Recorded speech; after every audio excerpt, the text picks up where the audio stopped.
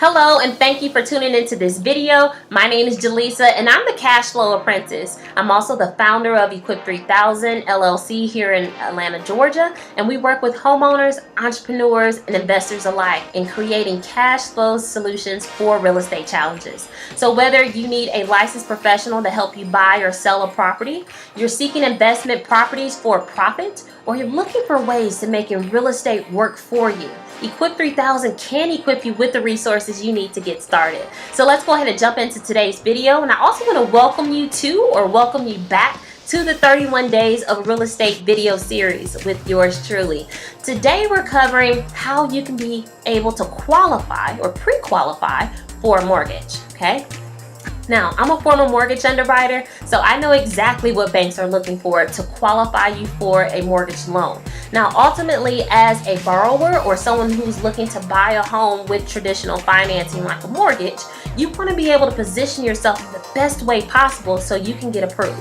And so I just want to take a few minutes today and share a few nuggets to help you understand what that process looks like, what kind of documents that you'll need, and ultimately how to best position you to qualify for a pre-qualification letter and get the ball started in your home shopping process. So let's go ahead and jump into it.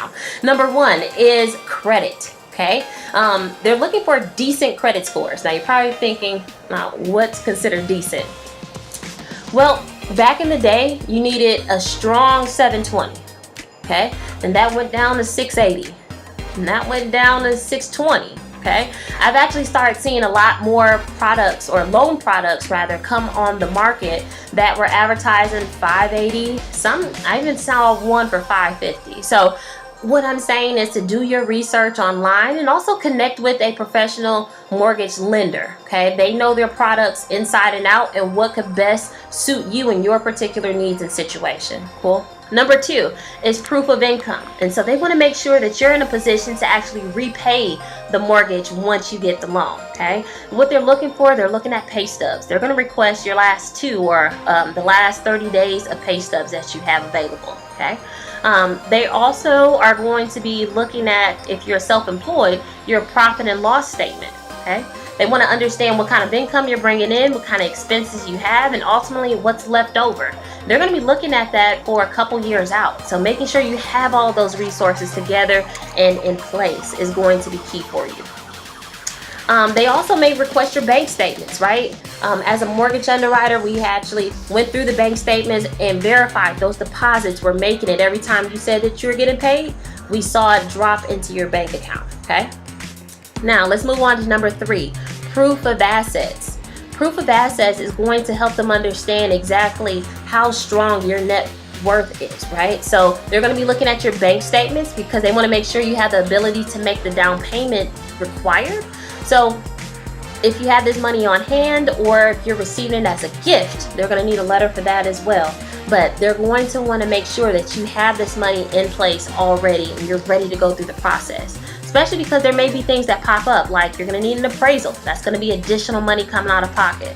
You're going to need to be able to put a earnest money deposit down once you find the house that you're looking for. That's more money. So they want to make sure that you understand what those fees could be down the line and that you're prepared for them, okay?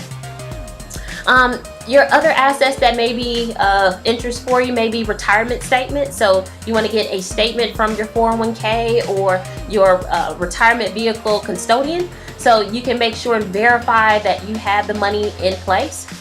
You also may have stock accounts, Bitcoin accounts, foreign exchange accounts, right? These are all different assets that you can now show your lender that you have to help them understand and put you in the best position again possible to qualify for a pre-qualification letter.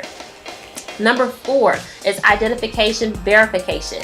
This is going to help them understand that you are who you say you are. And they do this through having a state-issued picture ID. So this may be a driver's license, it may be a state identification card, right?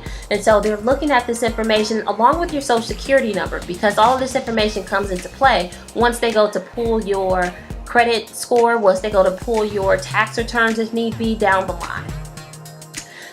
5 is going to be employment verification. So on top of requesting your pay stubs, they're also going to call your employer up, right? They want to make sure that this business exists and that you are a current employee, and that you're going to continue being an employee, and that the income that you're saying that you're making, you have, okay? They also may be looking at W-2s. They also may request a 2-year job history. Now, this can be a concern for someone because if they got laid off and it took them a couple months, well, they don't necessarily have a solid 24-month job history. So then what do? Well, a lot of times they're going to request a letter to be written to explain what happened during that period of time and explain, hey, I got laid off, it took me a couple months, whatever your story is. They're going to want to understand the background history of that. So again, your lender can help position you in the best way possible to qualify for a pre-qualification letter. So I hope this was helpful, and for those who are looking to become homeowners, that you can take this information and start looking for those documents now, or start working on the areas that you need to best qualify for traditional financing. Cool? I hope you received value, and as always, go ahead and share this video out with your friends, your family, your co-workers, right? Because everyone is looking for ways to be able to buy homes, and this is a great way to be able to do it through financing. So if you haven't already, go ahead and like my Facebook page. It's Jaleesa Cashflow Apprentice. You can also check out my website at equip3000.com. And if you're interested in buying a home in the Atlanta area, you can feel free to schedule a 15-minute consultation with me. I'd love to be able to assist you. Other than that, I look forward to connecting with you on the next video, and I'll see you soon.